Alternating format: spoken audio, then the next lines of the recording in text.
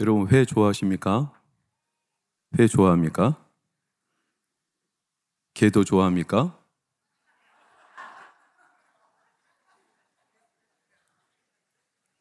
회는 좋아하고 게는 안 좋아합니까? 그게 문제입니다. 회는 좋아하고 게는 안 좋아해. 그래서 회, 게가 안 되는 거예요. 회계는 두 단의 합성어인데 뉘우치다, 돌아서다, 게는 고치다. 이 두 가지가 합쳐져서 회계거든요. 그러니까 회는 이 길이 아니구나 라고 깨닫는 거고, 그래서 고쳐서 자신의 삶의 방향을 턴하여 오는 거죠. 그게 개예요. 근데 사람들이 회는 있는데 개가 없어요. 왜 없을까요? 그러니까 회까지는 해요. 저도 합니다. 왜냐? 질책당하는 게 싫습니다. 꾸지람. 당장 싫으니까 인식하죠. 내가 잘못했다 하고 수긍합니다. 근데 그때뿐 개가 잘 안 돼요. 후속 조치가 없어요. 특히 한국인들은 회는 잘해요. 왜냐? 한국인들의 민족성. 여러분, 민족성을 무시하기가 쉽지 않아요. 민족마다 가지고 있는 특성들이 있어요. 한국인들은 대단히 자기 비판이 강한 민족이에요. 남에게 밉보이지 않으려는 성미가 세요. 여러분, 그것을 강한 개인성이라고 저는 말해요. 우리나라 사회, 특별히 한국인들은 강한 개인 성향을 갖고 있다. 허태균 교수가 말한 거예요. 그러면 우리가 강한 개인 성향이라고 하니까 개인주의, 그러니까 나만의 소신을 당당하게 말할 수 있는 개인주의를 말하냐? 그렇지 않아요. 외국인들이 자기의 소신을 당당하게 말하는, 이건 지극히 우리가 말하는 합리적인 개인주의인데, 한국인의 개인 성향은 그런 걸 말하지 않아요. 굳이 내가 드러나지 않아, 뭘 이런 걸 드러내 하고 그냥 자기를 감춰버려. 그러니까 남들이 알아주든 안 알아주든 나는 뭐 이런 거 안 드러낼 거야. 그냥 스스로 번거롭다고 감춰버리는 이 개인 성향. 여러분, 언젠가 저기 경산에선가 맥주병이 깨진 적이 있어요. 2,000병이 깨졌어요. 2,000개의 병이. 이때 놀라운 상황이 30분 만에 모든 게 수습이 됐죠. 왜냐? 길 가던 학생들, 노동자들, 아저씨, 아줌마 다 달라붙어가지고 병을 다 치우는 거예요. 더 놀라운 건 뭔지 아세요? 이 사람들이 안개처럼 왔다가 안개처럼 사라져버렸어요. 누군지도 몰라. 지금까지 찾는데 누군지 몰라. 그럼 이 사람들은 왜 도왔을까요? 배려고 착한 성품인 것 같죠? 근데 내 앞에 이런 문제가 터졌을 때 귀찮아 하면서도 내가 안 하면 안 될 것 같아가지고 이걸 밉보이지 않으려 해. 그리고 굳이 날 드러내지 않고 그냥 사라져버려. 한국인의 성향은 참 특이해요. 사회 심리 실험이 있죠. 편의점에 맹인 행세를 한 사람이 와서 5만 원권을 내고 물건을 10,000원도 안 되는 걸 샀어. 근데 옆에서 눈이 멀쩡한 사람이 이걸 봤어. 근데 편의점 알바생이 5만 원권을 받아놓고 단돈 몇천 원만 잔돈을 남겨주는 거예요. 자, 이걸 한국인이 모른 체 하고 지나갈까요? 냅둘까요? 똑같은 말이네.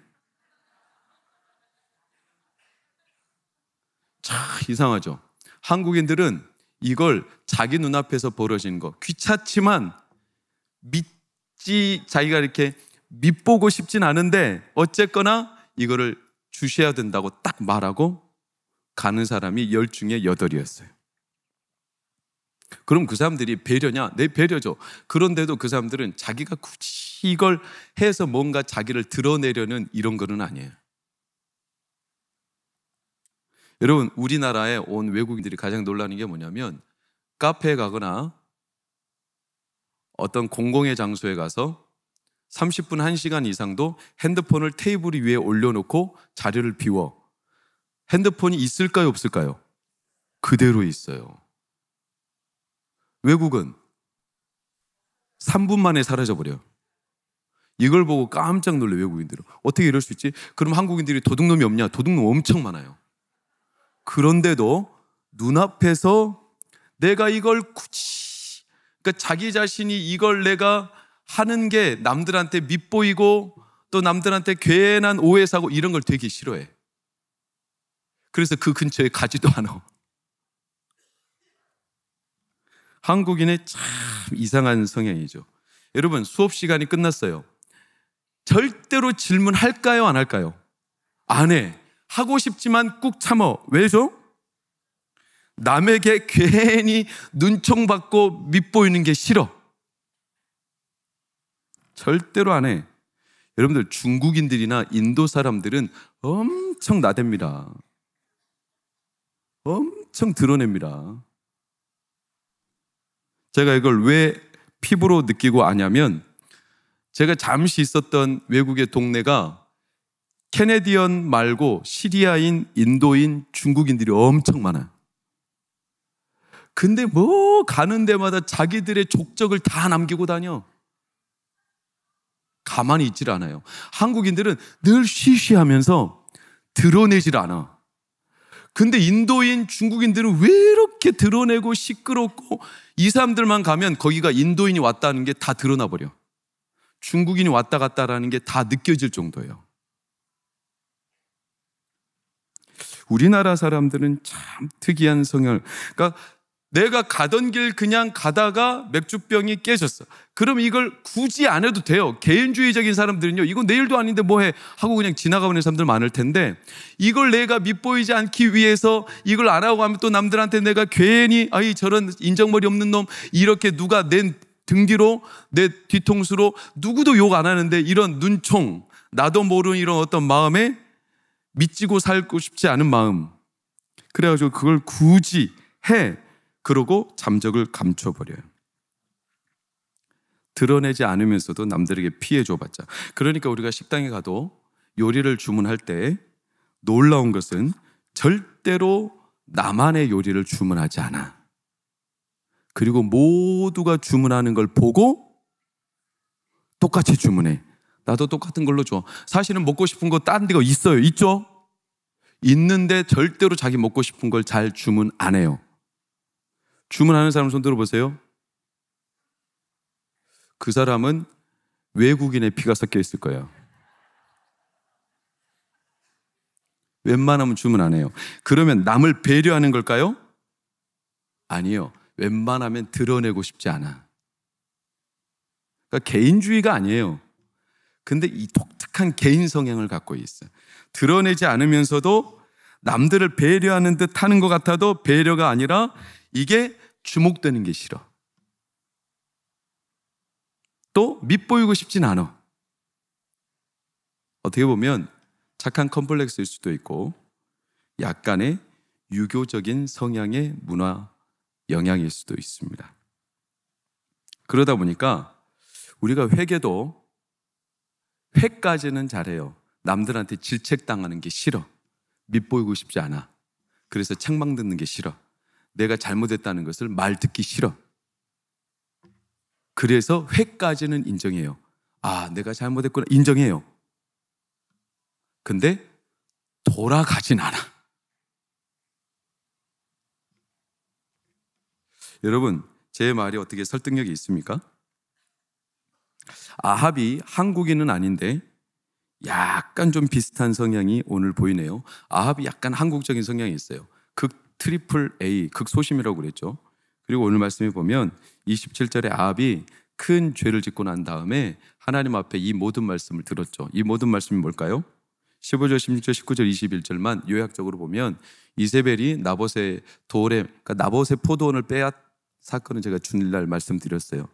그러니까 굉장히 불법적인 것으로 거짓 증인을 세워가지고 나봇을 인민재판해가지고 나봇을 억울하게 죽였죠. 그리고 나봇의 포도원을 갈취했어요. 이걸 하나님이 가만두시지 않았어요. 네가 나봇의 포도원을 뺏었다고 하나님이 경고하지만 이세벨은 그 전까지는 기세등등해서 나봇의 포도원을 내가 차지했으니까 이제 나봇 죽었어요. 당신 가서 차지하세요. 16절로 보면 그랬더니 아합이 나봇이 죽었다함을 듣고 쫄래쫄래 좋아가지고 포도원을 가지러 가요. 이건 자기 손으로 나봇 죽인 거예요? 아니에요? 아닌 거죠. 그러니까 이게 대단히 비겁하고 자기가 남한테 욕 안 먹을 정도로만 움직이는 스타일이에요. 자기가 직접적으로 나봇을 죽인 적은 없어. 그러나 이걸 하나님은 외면하지 않았죠. 19절을 보니까 네가 죽였다, 빼앗았다. 그러니까 너 개들이 네 피, 내 몸의 피도 핥을 거야. 20절, 네가 네 자신을 팔았다, 여호와 보시기에 악을 행했다. 내가 재앙을 너에게 내려 너를 쓸어버리고 다 멸할 것이다. 이 말을 들은 거예요. 자, 그러니까 이 말을 들은 게 너무나 괴로워. 싫어요. 책망 듣기 싫어요. 그러니까 나봇이 어떻게 하냐? 회개를 하죠. 근데 회까지 합니다. 회까지. 오늘 말씀 한번 볼까요? 오늘 본문만 한번 띄워주시겠어요? 27절. 네, 27절. 아합이 모든 말씀을 들을 때 그의 옷을 찢고 굵은 배로 몸을 동이고 금식하고 굵은 배에 누우며 또 풀이 죽어 다니더라. 자, 옷을 찢었어요. 굵은 배로 몸을 동였어요. 금식했어요. 배에 누웠어요. 자, 이런 회의 모습 여러분 어디서 봤어요? 성경에 자주 등장해요. 시대를 불문하고 온 시대마다 등장합니다. 증거 구절을 몇 개만 봐도 알아요. 레위기 13장 45절 옷을 찢죠? 창세기 37장 34절 옷을 찢고 굵은 배로 허리를 묶죠?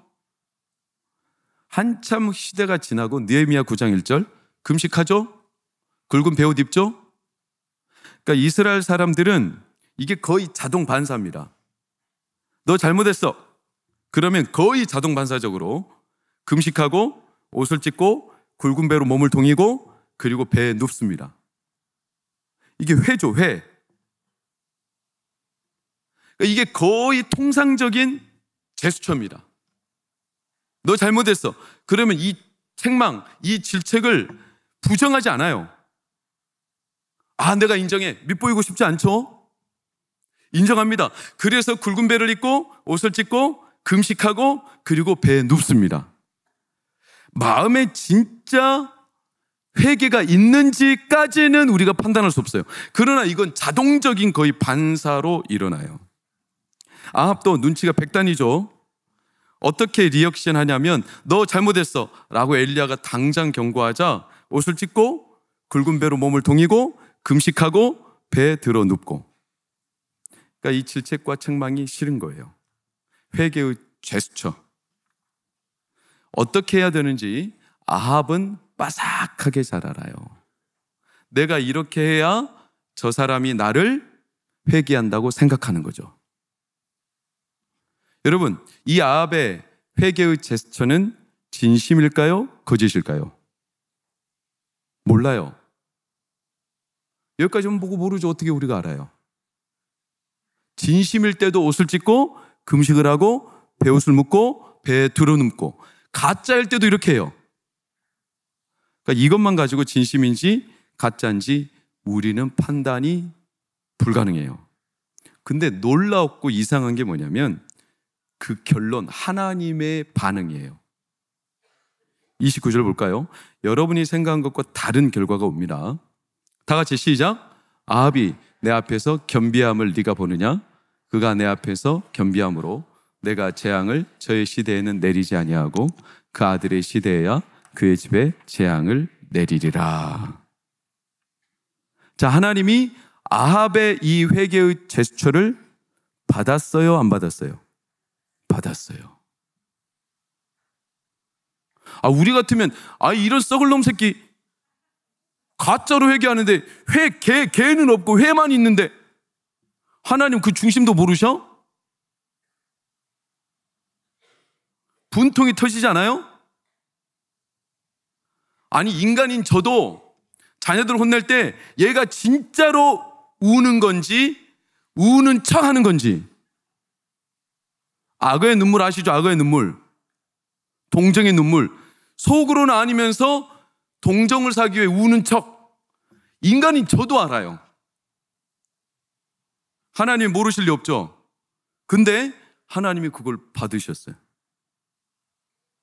그리고 재앙을 아합의 시대에서 누구의 시대로?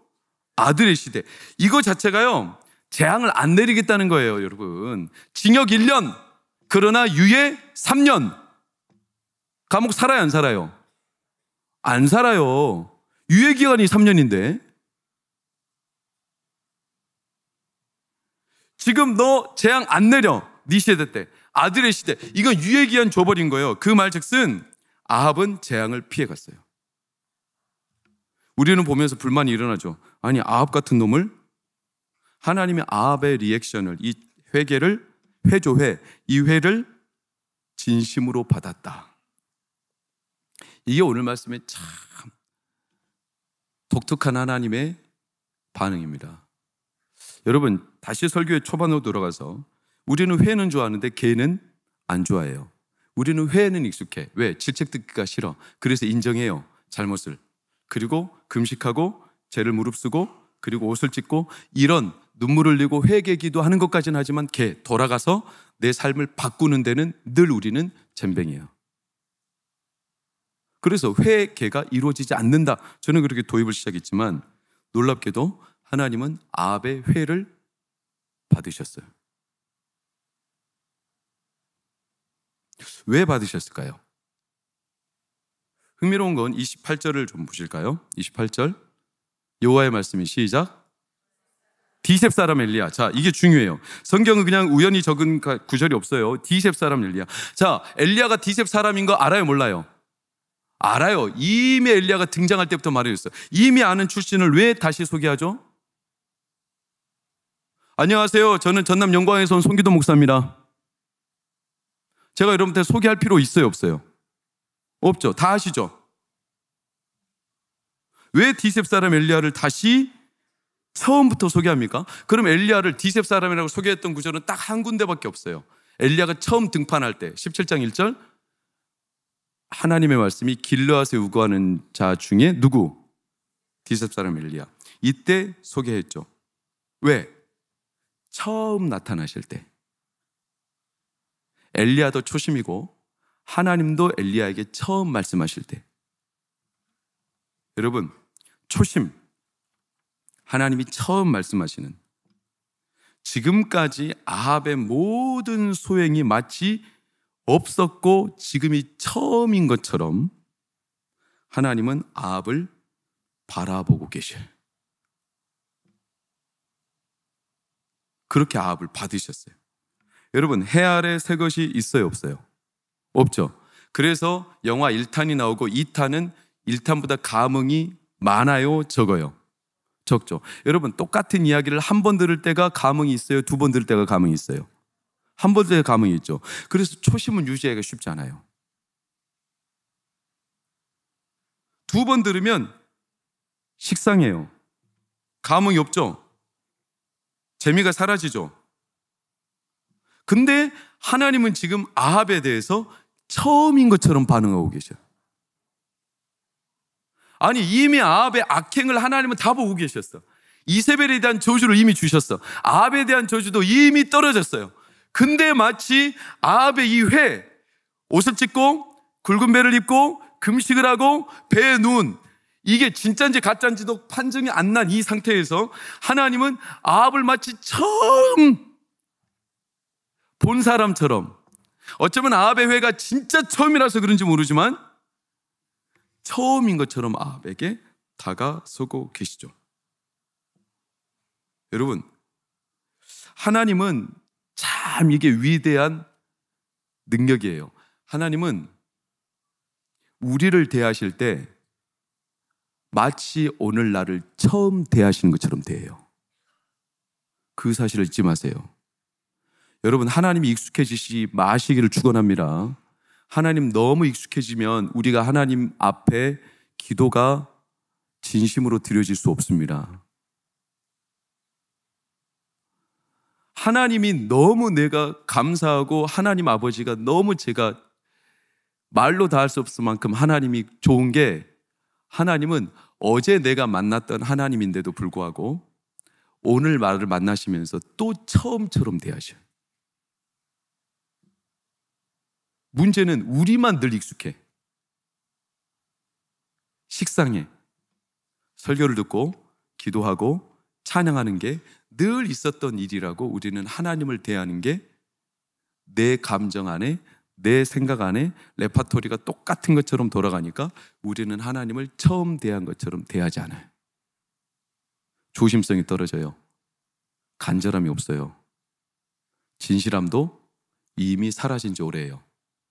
제수처로 얼마든지 하나님을 예배하는 척 할 수 있어요. 찬양하는 척 할 수 있어요. 기도하는 척 할 수 있어요. 근데 진짜 중요한 건 하나님이 나를 그렇게 하는 척 하는 걸 아시면서도 하나님은 나를 오늘 처음 대하는 것처럼 대하셔요.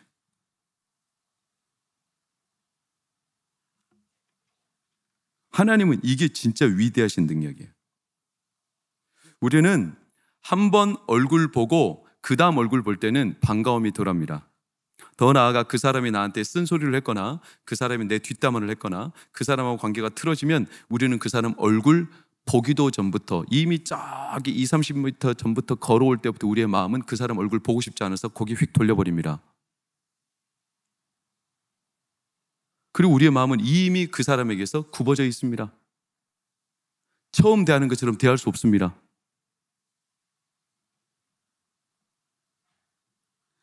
그런데 하나님은 안 그래. 성경에 우리가 회개하고 하나님 앞에 죄를 자복하면 그분은 우리의 죄를 흰 눈보다 더, 양털보다 더 희고 깨끗하게 처음처럼 다루신다고 하셨어요. 하나님은 지독한 건망증이 있으신 것 같아요. 어떻게 아합을 지금 처음 대하는 것처럼 하실 수 있을까? 여러분, 이게 오늘 말씀의 키워드인데 왜 이게 가능하냐? 아버지라서 가능해요. 자, 두 가지 중요한 키워드를 말씀드려요. 첫 번째 29절 빨간색만 시작. 내 앞에서. 아합이 지금 금식하고 옷을 찢고 베옷으로 묶고 자기를 배에 누인 거, 이거를 하는데 이걸 딴 사람들한테 잘 보이려고, 딴 사람들한테 내가 뭔가 있어 보이려고, 지금 내가 회개하고 있다는 것을 딴 사람들한테 의식적으로 그 사람들한테 보이려고 하는 게 아니라 하나님은 지금 이걸 아합이 누구 앞에서? 내 앞에서. 이게 진심인지 거짓인지는 모르지만 어쨌거나 누구 앞에서? 하나님 앞에서. 어쨌거나 하나님은 아합이 쇼를 하든지, 죄송합니다, 지랄 발광을 하든지 간에 이 인간이 내 앞에서 이걸 나를 의식하고 있다는 말이에요. 이것만 하고 고치지 않을 수도 있어요. 회만 남을 수도 있어. 그런데도 하나님은 아합이 내 앞에서 이걸 했다는 거예요. 이게 첫 번째 키워드고, 두 번째 27절이에요. 빨간색 시작. 다시 한번 크게 시작. 풀이 죽어 다니더라. 아합을 대할 때 하나님이 처음인 것처럼 이 사람을 대할 수 있었던 키워드는 아버지라서 그랬다고 그랬어요. 아버지라서. 근데 이 인간이 내 앞에서, 남들 말고 내 앞에서 어쨌거나 쇼를 하고 먼 오도방정을 떨지라도 나를 의식하고 나를 먼저 의식해서 했다는 게 이게 첫 번째고, 두 번째는 풀이 죽어 다니더라는 거예요. 여러분, 질문 드려요. 여러분의 새끼가 풀이 죽어 다니면 여러분 어때요? 자, 구체적인 질문을 드려요. 밖에 나가서 처맞고 어디 하나 코뼈 부러지고 들어오는 게 좋아요? 어찌됐건 기죽지 않고 그놈의 코뼈를 때려 눕혀 멀쩡히 오는 게 좋아요? 저만 두 번째예요? 나만 쓰레기예요? 여러분, 뭐가 좋아요? 내 새끼가 풀이 죽어 다니는 게 좋아요? 기가 살아 다니는 게 좋아요? 그렇죠. 유한진 씨의 시 밥 해주러 간다. 한번 우리 읊어볼까요? 시작. 적신으로 바뀐 건널목을 할머니가 허둥지둥 건넙니다. 이에 놀란 차들이 빵빵대며 지나갑니다. 그러다 할머니가 놀라 넘어졌는데 누가 무언 중요한 일이 있느냐고 야단칩니다. 그러자 할머니가 더 큰 목청으로 소리칩니다. 취직 못한 막내놈 밥 해주는 거. 자식 밥 먹이는 일보다 더 중요한 게 뭐야? 할머니의 마음이 공감이 되십니까? 이런 시를 낭송할 때는 이렇게 반주를 깔아주면 참 좋은데, 할머니의 마음이 여러분 공감이 되십니까? 공감이 된다면 내 새끼 풀이 죽어 다니는 거 아는 겁니다.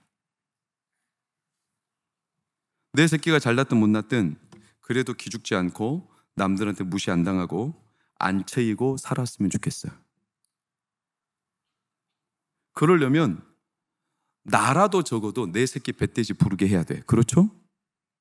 그래야 두둑해야 어디 가서 찬밥 신세 안 당하는 거예요. 그래야 큰 소리라도 치지. 그래야 힘을 쓰지. 내가 내 자식을 무시해버리면 어디 가서 대접을 받겠어요? 내가 내 자식을 씹으면 아무리 나는 씹어도 밖에 나가서 누군가 내 자식 씹으면 속이 틀어지는 거예요.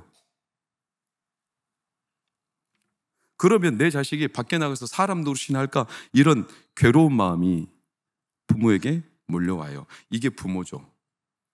이게 아버지예요. 그래서 예수님도 유명한 말씀을 우리에게 남겼어요.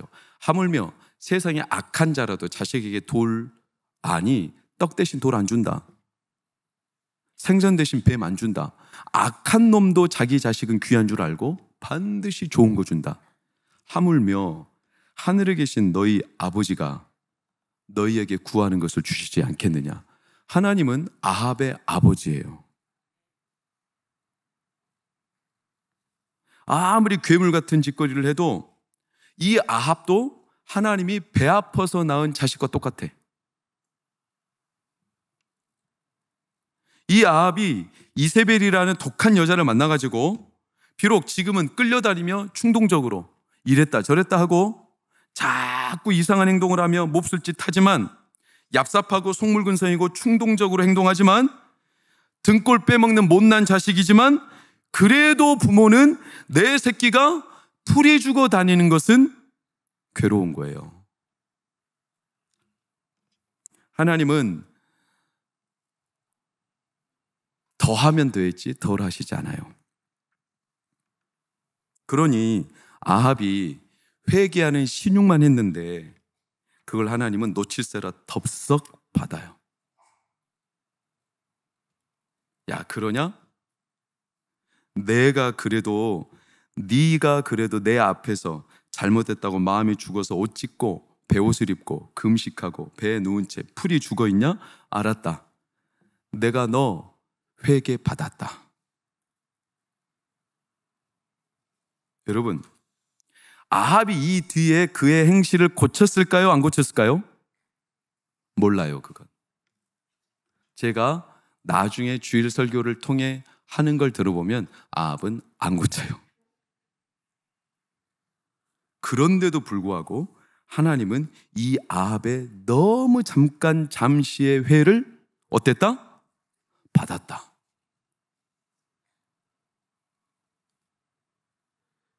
이제 말씀에 중요한 내용을 여러분 들으셔야 돼요. 오늘날 기독교를 욕하는 자들이 있어요. 왜냐하면 기독교가 너무나 값싼 복음이라는 거예요.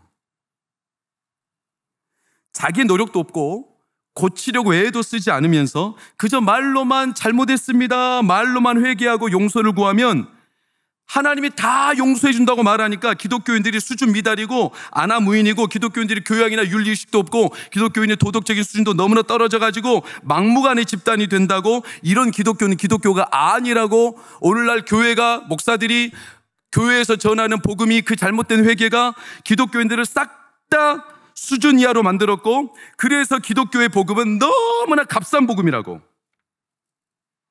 혹시 그렇게 생각하는 분 계세요? 우리 교육자들 그렇게 생각하는 분이 있어요? 진짜 이렇게 말로만 회개했는데 하나님이 덥석 받아준다고 말하니까 성도들이 버릇이 나빠진다고. 삶은 고치지도 않으면서 말로만 번지르하게 회개하면서 밖에서는 세상 사람보다 더하면서 산다고. 기독교 복음이 썩었다고. 여러분, 그런 말 들어보셨어요? 저는 많이 들어봤어요. 여러분, 진짜예요? 그렇게 기독교 복음이 썩은 복음이라고 누가 말하면 그렇게 말하는 거 책임질 수 있어요? 정말 기독교가 수준이 낮아서 그럴까요? 저는 반론합니다. 만약에 내가 입으로 죄를 고백하고 잘못했습니다 했는데 내가 고치진 못해, 또 똑같은 죄를 져, 네, 난 수준이 미달이에요. 그런다고 해서 예수님의 십자가가 부족합니까? 여러분, 제가 열받은 심정을 여러분이 전수받기를 바라요. 만약에 십자가가 내 노력으로 고치지 못한 죄 때문에 십자가가 더 이상 필요 없다면, 내 노력으로 고쳐야 된다면 십자가는 우리한테 아무 의미 없죠. 십자가 없이 율법으로 고쳐야지. 내 노력으로 되는 거면 예수님의 십자가가 왜 필요해요? 예수님의 십자가는 그냥 옆에서 들러리지, 덤으로 하는. 여러분 어때요? 말 그대로 내가 고쳐야 되는 거다. 이렇게 기독교가 수준이 높아야 된다. 네, 어느 일정 부분 맞아요. 그러나 그러지 않기 때문에 기독교의 복음은 썩었다.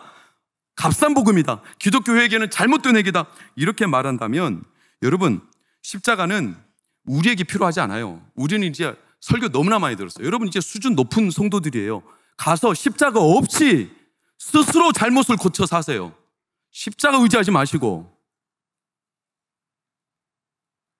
스스로가 자기 잘못을 깨달았다면 가서 거짓말하면 안 돼요. 본인이 잘못한 게 딱 이제 알았다, 말씀 들었다, 어느 날 설교 시간에 그 이야기 하더라. 그럼 더 이상 여러분 십자가 붙들지 말고 자기가 가서 고쳐야 돼. 그게 수준 높은 기독교인이에요. 그럼 십자가는 누구에게만 필요하냐? 고재봉 같은 사람들, 도끼로 사람을 찍어 죽였던, 또 지존파 같은 사람들, 소망이 없고 사람을 죽여서 인육을 혼자 뜯어 먹었던 이런 사람들, 도무지 소망이 없는 이런 사람들에게나 십자가가 필요하지. 이제 십자가를 이미 들었고 이미 교회 생활 20년 30년 한 사람들은 이제 수준을 높여야죠. 회만 하지 말고 개해야지. 십자가 필요 없이. 이렇게 말하는 세상의 말에 여러분 속지 마세요.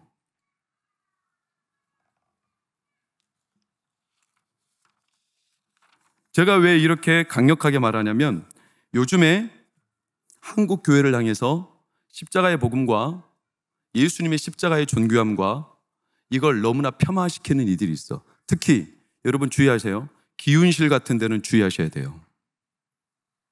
기독교 윤리 실천본부 주의하셔야 돼요. 아주 고상한 수준을 말하지만 사실은 십자가 없는 복음이에요. 율법의 복음이에요. 값싼 회개일까요? 진짜로? 우리가 말로 아합을 받아준 하나님, 말로만 그러니까 성도들이 버릇이, 진짜 값싼 회개일까요? 여러분, 단도직입적으로 십자가 한 편의 강도는 값싼 복음인가요? 평생 강도짓 하다가 단 한마디 예수님께 구원을 구했을 때 그에게 구원을 준 거, 그가 뭘 했을까요? 예수님을 간절히 쳐다본 거? 눈물 한 방울 흘린 거? 그게 진짜 값비싼 회개였을까요? 여러분, 탕자 뭐 한 게 있죠? 집을 나간 탕자, 누가복음 15장 17절을 보면 스스로가 돌이켰어. 왜 돌이켰냐? 그 아래 빨간색 시작. 배고파서 돌이킨 거예요. 오늘날로 말하면 배고파, 추워, 힘들어, 병들어, 아이고 죽겠다 이러다가 그냥 아버지 집에 가고 싶다, 이 말인 거예요. 뭘 한 게 있어요? 그 잘한 거예요? 자기 행실을 바꿨습니까? 탕진했던 돈을 다 다시 만회했습니까? 하나도 고친 게 없어요. 사실 회만 하고 개는 안 했어. 엄밀히 말하면 우리는 죄송합니다만 개를 못해. 우리는 AS를 스스로 못해요. 그러니까 우리가 회개를 할 때 불편한 게 뭐냐면, 회는 돼, 깨달아요. 근데 개가 안 돼. 나는 도대체 뭐하는 인간인가? 아니, 죄를 깨달았는데 고쳐지진 않아. 또 똑같이 죄를 짓고 있어. 그러니까 이게 불편한 거예요. 나는 수준이 너무나 낮아. 나는 회개를 못해. 나는 도무지 스스로 고칠 수가 없는, 나는 인간 말종이야. 나는 수준이 너무나 낮아. 나는 또 똑같은 죄를 짓을 거야. 나는 하나님 앞에 나아갈 수 없어. 이렇게 불편함 때문에 회개를 하기가 괴로운 거죠. 여러분, 죄송합니다만 우리는 개할 수 없어요. 그럼 뭐가 더 대단할까요? 여러분 답해보세요. 뭐가 대단할까요? 깨달았는데 못 고치고 또 주님한테 와. 깨달았는데 또 못 고쳤어. 그리고 또 주님한테 와. 깨달았는데 못 고치고 또 주님한테 와요. 매번 와요. 뻔뻔하게 또 와요. 내일 또 오고 그 다음날 또 와요. 이렇게 뻔뻔하게 오는 사람이 대단한 사람이에요? 아니면 나는 더 이상 못 고쳤으니까 예수님께 갈 면목이 없어 안 가는 사람이 대단한 사람이에요? 뭐가 더 어려운 거예요? 하나도 못 고쳤는데 뻔뻔하게 돌아오는 게 진짜 대단한 거 아니에요? 기도 응답 안 돼도 아무 응답도 없는데 또 하나님 앞에 또 가. 아니 지겨워 죽겠어. 응답 하나도 안 돼. 왜 가는 거야 도대체? 이런 마음에 남들의 조롱소리가 들려도 그래도 나는 고칠 수 있는 능력이 하나도 없어서 또 뻔뻔하게 가. 이 사람 진짜 대단한 거 아니에요? 여러분, 몇 해 전에 남편을 팝니다. 너무나 유명한 글 아시죠? 그룹 채팅방에 이걸 나왔어. 남편을 팝니다. 사정상 급매합니다. 1991년 12월 14일 모 호텔 예식장에서 구입하여 제 명의로 구청에 등록한 절대 복제 아닌 정품입니다. 진심으로 아끼던 물건인데 근래 들어 유지비가 많이 들고 성격 장애가 와서 급처분하며 즉시 명의 양도해 드립니다. 제품에 대해서 설명하자면 구입 당시 A급인 줄 착각하여 마음이 태평양인 줄 알고 얼떨결에 홀린 듯 구했었는데 우리 신랑의 주장에 의하면 당시에는 A급이 분명했는데 요상하게 변질된 이유는 사용자의 부주의 탓이라며 억울함을 호소합니다만 지금은 잔소리가 몹시 심하고 사용 시 만족감이 떨어지면서도 유지비는 동급의 2배 듭니다. 하지만 외관은 아직도 쓸만합니다. 사용 설명서는 필요 없을 듯합니다. 어차피 읽어봐도 도움이 안 되므로 싼 만큼 AS는 당연히 불가하고 변심에 의한 반품도 절대 안 됩니다. 사은품으로 까칠한 시어머니와 밉살스러운 시누이도 함께 드려요. 그리고 울 친구는 내 거 팔 때 자기 신랑도 1+1으로 기꺼이 내놓겠다고 합니다.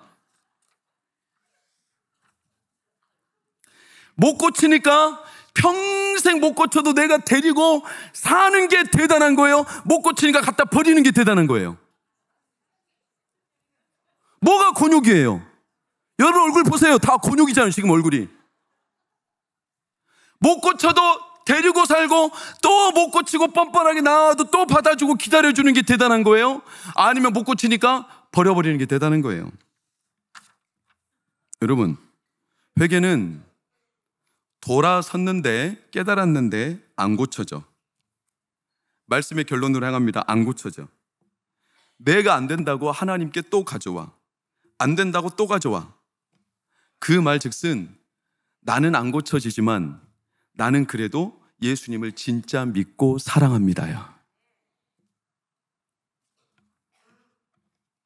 영광의 주님, 저는 안 됩니다. 그래도 저 받아주십시오. 저 못 고쳤습니다. 그래도 저 받아주십시오. 저 오늘도 무너졌습니다. 그래도 저 받아주십시오. 저 내일도 무너질지 모릅니다. 그래도 저 받아주십시오.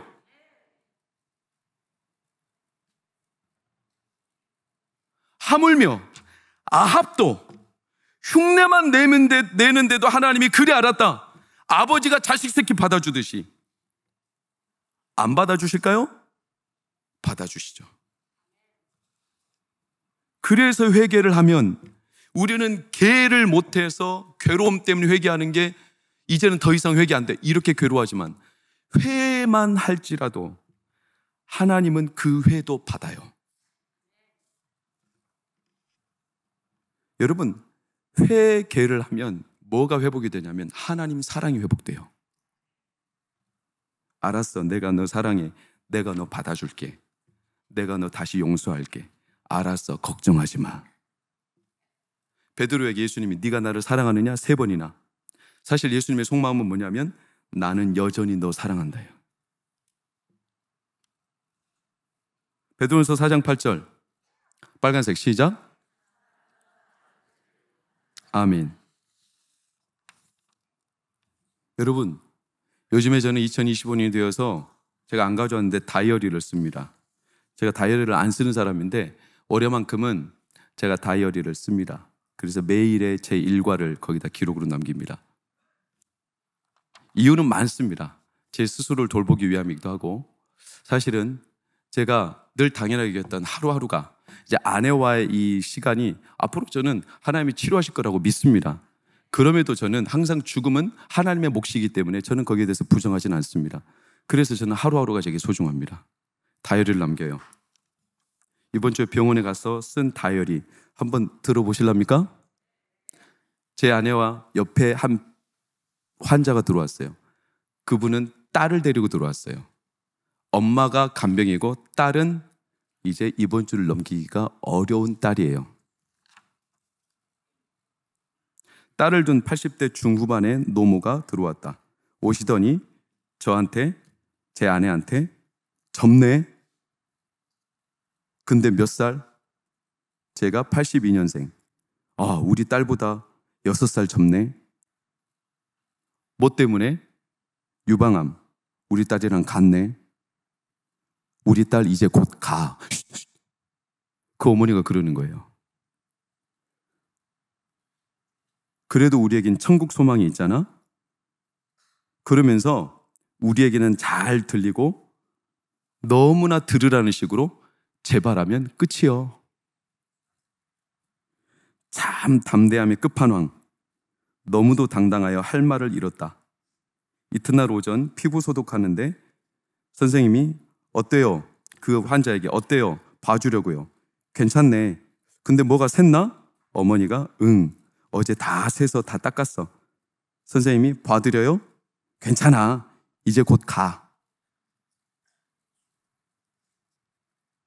선생님은 깜짝 놀라 치료만 하실 분 아무 소리도 못 하셨다. 오래간만에 강적을 만났다. 기도원에서 소나무 3개, 4개 뿌리는 캤을 것이다. 죽음을 아나무인처럼 자기만 믿음 충만, 남들 듣든 말든 막가파인 줄 알았는데 간호사들이 금방 처리 안 해주면 난리, 그걸 빨리 안 해주냐고, 환자 입장 모른다고. 이틀 동안 같이 있으며 들어보니 그분은 자기 믿음만 우선인 인상 찌푸리게 만드는 막무가내가 아니라 천상 엄마. 자기 딸 아프면 간호사들한테 소리 지르고, 그래놓고 간호사들 미안하니까 만난 거 사주고, 특히 죽음을 앞둔 딸이 조금만 아파하면 벌떡 일어나서 그렇게 막말을 쏟는 듯해도 한밤중 흐느껴 우는 소리. 세상에서 헤어지는 게 왜 이리 힘드냐. 밤새 잠 못 들고 그러다 딸이 웃으면 자지러지게 웃는다. 딸의 죽음을 가장 가까이서 아파하고 느끼는 천상 엄마.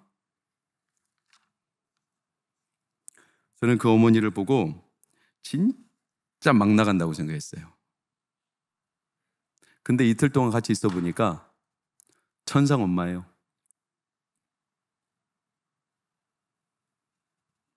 딸의 죽음이 너무 가슴 아픈 거예요.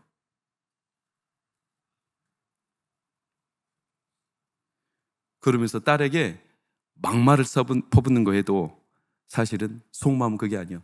밤중에 일어나서 한참을 흐느껴 울어.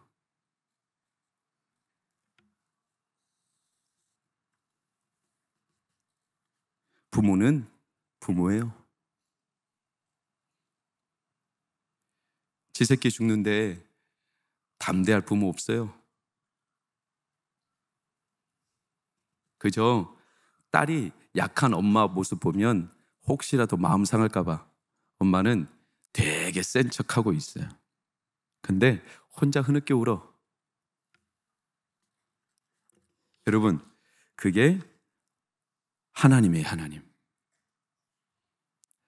어떤 부모도 자기 자식의 죽음을 그냥 달갑게 달가워하지 않아요.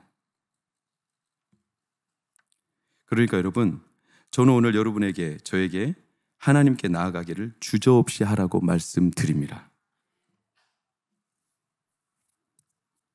계속 나가요. 외람된 얘기지만 한 1년 6개월 간병하니까 지쳐요. 지친다는 게 육체의 지침을 말하는 게 아니에요. 이렇게 순간순간 내 마음이 무너질 때가 있어요. 그러면서 또 하나님께 나아가야 돼. 근데 이게 하나님께 나아가는 게 과연 이게 나에게, 여러분 어떻게 해야 될까요?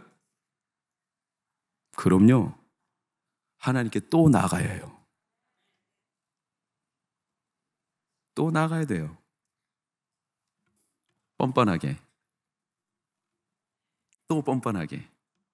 정 힘들면 한번 운동장 한 20바퀴 딱 뛰고 들어오면 육체의 힘은 싹 사라지고 마음의 정신만 살아와요. 그럼 또 그때부터 마음을 딱 잡고 또 하나님 앞에 나아가요. 나는 못 고쳐요. 나는 깨달을 수는 있는데 나는 고칠 수 없어요.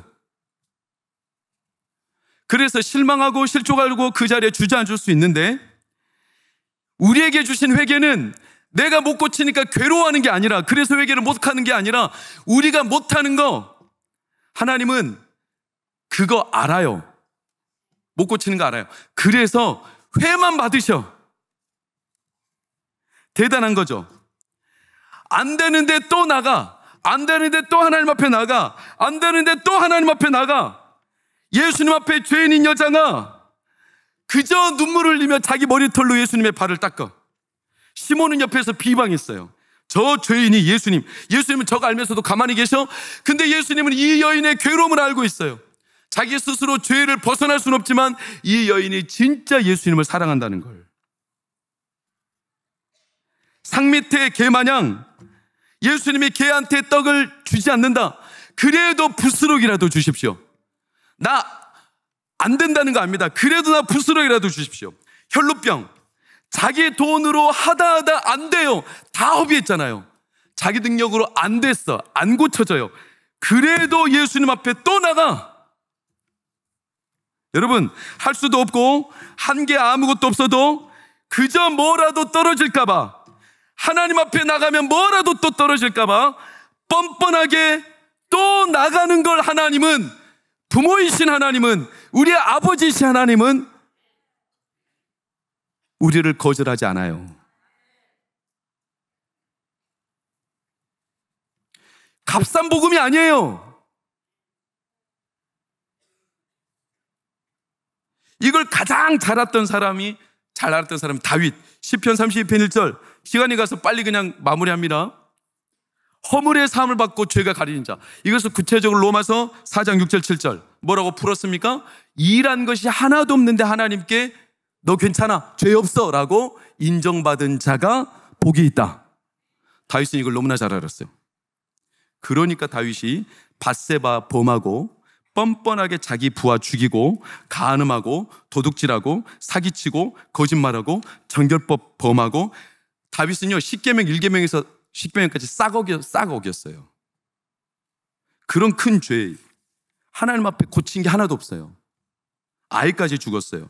근데도 아이가 죽자 훌훌 털고 일어나서 하나님께 나가. 왜? 내가 고치는 거 안 된다는 걸 다윗은 잘 알아요. 여러분, 그걸 알고 나를 받아주시는 하나님을 알기 때문에 담대함과 자신감이 생기는 거예요. 하나님이 나를 받아주신다. 여러분, 그러니까 회개는 괴로운 게 아니라 성도의 가장 큰 비밀 무기예요. 회개하면 하나님이 사랑으로 나를 받아주시고, 내가 그 하나님이, 나는 스스로 고칠 수 없어도 그분은 나를 덮어주신다는 이 자신감 때문에 성도는 회개를 하면 할수록 괴로운 게 아니라 하나님의 사랑을 더 깨닫게 돼요. 이 각성이 일어날 때 엄청난 무기가 되거든요. 여러분, 제가 좋아하는 영화 가운데 몇 안 되는 영화가 한국의 느와르라는 장르 중에 하나, 아저씨라는 영화인데, 이 아저씨, 한때 제 몸이 저랬거든요. 여러분, 믿지 않는 불신의 영이 가득한데, 아저씨를 제가 왜 참 좋아하냐면, 제가 아저씨는 10번도 더 봤어요. 거기에 슬픔도 있고 기쁨도 있어요. 세상과 문을 닫았어, 이 아저씨가. 왜? 태중의 아내가 죽었어, 한날. 음모에, 의도적으로. 그때부터 세상과 눈을 닫았어, 문을. 그리고 눈물도 말랐어. 누구하고도 교류를 안 해. 그런데 그랬던 아저씨, 전당포를 하거든요. 물건 맡아주는 전당포 아저씨한테 한 소녀가 다가와요. 꼬맹이가. 그러면서 그렇게 살갑게 굴어. 이 소녀는 집이 어려워요. 엄마는 호스트바에서 일해요. 엄마가 그러니까 불량한 업소에서 일하니까 딸아이를 케어하지 않죠. 늘 혼자 지내. 친구도 없어. 냄새 난다고 학교에서는 왕따요. 그러니까 전당포 아저씨, 그 전당포는 유령의 집이라고 소문나 있어요. 그런데도 이 소녀는 갈 데가 없으니까 거기 아저씨를 찾아 놀러가. 아저씨한테 친근하게 그렇게 살갑게 손에다가 반창고도 붙여주고 늘 자기 친구처럼 가까이. 그러다가 자기 엄마가 호스트바에서 일하다가 물건을 하나 훔쳐. 이 물건이 큰 장기 매매를 하는 범죄 조직의 물건이에요. 이걸 훔친 나머지 엄마가 죽임을 당해요. 근데 죽기 전에 이 물건을 전당포에다 맡겨놔. 그러니까 이 범죄 조직은 이 전당포 아저씨가 이 딸내미하고 이 엄마하고 관계가 있다고만 착각한 거예요. 그래서 전당포로 쳐들어와요. 근데 물건을 못 찾아. 그래가지고 물건을 내놓으러 가는데 안 내놔. 그래서 그놈들이 그 딸내미를 인신매매해. 그래가지고 전화 바꿔줘. 전당포, 너 이거 물건 안 내놓으면 이 딸내미 죽는 거야. 그러니까 자기랑 아무 상관도 없어요. 피 한 방울 안 섞였어. 그런데도 아저씨 부르고 난리가 나니까 이 아저씨가 깜짝 놀라죠. 물건을 막 수습하더니 뒤지더니 줘. 그러나 결국 딸내미는 못 찾아요. 그리고 수소문 끝에 딸내미가 이미 장기 밀매가 됐다라는, 그러니까 장기를 이미 척출당했다는 이런 괴로움. 그때 이 아저씨의 명대사가 나와요.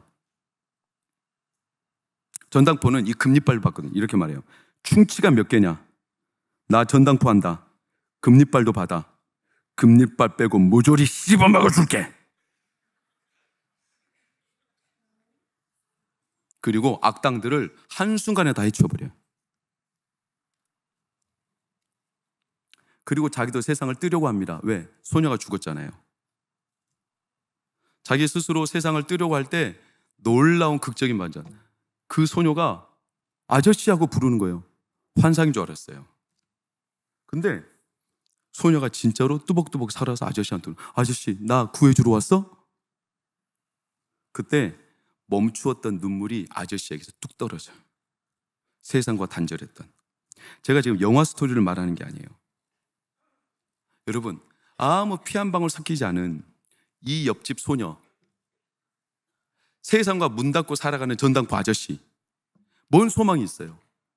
자기 친딸 아내 한날에 다 죽고 아무 소망도 없이 세상과 완전히 벽을 쌓고 살아가는 이 아저씨가 언제 각성되고 일어나냐면 이 소녀의 철부지 같은 살갑게 구는 행동, 거기서 마음이 따뜻해져. 누군가를 사랑하고 누군가를 아껴주고 누군가를 위해준다는 게 얼마나 자기에게 바랬던 일인데 너무나 마음이 아프니까 이걸 닫아놓고 살았는지 그 순간 각성되며 이 아저씨가 드디어 세상과 문이 열려요. 제가 이렇게 말해주니까 막 아저씨 보고 싶죠? 여러분, 여러분에게 반문 드려요. 우리 예수님이 전당포 아저씨보다 못해요? 우리 예수님이 옆집 아저씨보다 못해요? 우리 예수님은 우리와 형제 사이일 뿐만 아니라 형이라고 맏형, 우리의 친구일 뿐만 아니라 우리의 구주일 뿐만 아니라 우리에게 자신의 생명을 주신 분이에요. 그분이 피 흘린 복음이 값싼 복음이에요? 그냥 내가 회개 입으로만 뻥긋한다고 용서해 준다고 그 값싼 복음 그것 때문에 우리가 너무나 버릇이 없어진다고 이렇게 말하는 세상 조롱, 여러분 그게 아니라 오늘날 교회는, 오늘날 성도는, 오늘날 저는, 오늘날 여러분은 보혈의 능력을 너무나 안 믿는 게 문제입니다. 예수님 보혈만으로도 충분한데 다른 증거가 필요 없을 만큼 예수님의 보혈만으로도 내가 얼마든지 용서받을 수 있고 내가 얼마든지 회복될 수 있고 내 가정의 쓴뿌리를 치료해 주실 수 있고 병든 자 치료해 주실 수 있고 환난당한 자 낫게 해 주실 수 있습니다. 교회가 예수님의 보혈에 더 강력해야 합니다. 예수님의 보혈로 충분해요. 나라 예수님의 보혈로 덮어주시면 살려주세요. 기도만 하면 된다고요? 되죠? 기도만 하면 된다고 그렇게 교회를 모독하는 이들이 있어. 여러분, 예수님은 십자가 지기 전에 기도하셨어요. 칼 들고 싸우지 않았어요. 왜? 그분은 죽음을 알고도 이 피가 온 세상의 불의와 죄악과 어둠을 해결할 수 있기 때문에. 사랑하는 여러분, 오늘 기도하고 찬양하실 때 여러분의 가슴에 너무 익숙해져서 하나님을 만나는 게, 하나님께 기도하는 게, 하나님께 찬양하는 게, 하나님께 예배하는 게, 하나님의 이름을 부르는 게 너무나 익숙해져서 혹시나 여러분 하나님이 나를 오늘 처음 대하시는데도 우리의 마음은 살이 너무나 쪄서, 귀가 살이 너무나 쪄서 혹시 하나님의 음성을 우리가 간과하고 모른 채 하고 지나가지 않기를 주의 이름으로 축원합니다. 저부터가, 우리 교육자들부터가, 이 자리에 있는 우리 성도님들부터가 여러분 신앙의 초심을 다시 회복하기를 축원합니다. 하나님 오늘 처음 만나시듯 우리를 대하시는 겁니다. 어떤 기도라도 받으시는 겁니다. 그리고 내가 깨달은 바 하나님 앞에 엎드리고 옷을 찢고 금식하고 이것조차도 하나님은 그저 받으십니다. 사랑하는 여러분, 저는 오늘 그 마음으로 하나님 앞에 담대히 나갑니다. 한 주 동안 어떠셨습니까? 저는 한 주 동안 후회가 되는 일들이 많습니다. 마음이 냉랭하게 지나간 일들이 많습니다. 한 주 동안 아내한테 몹쓸 얘기도 많습니다. 익숙해지니까 점점 고단해지니까 내 안에 하나님이 주신 마음의 초심이 사라지는 것은 순식간입니다. 여러분, 은혜를 구합시다. 긍휼을 구하고 하나님, 내 중심이 예수 그리스도의 보혈로 다시 회복되게 하여 주시옵소서. 이 은혜를 담대하게 구할 때 이 자리에 있는 우리 자녀들과 어른들과 모든 동광의 가족들을 하나님이 덮어주실 줄 믿습니다. 우리 찬양하고 기도합시다.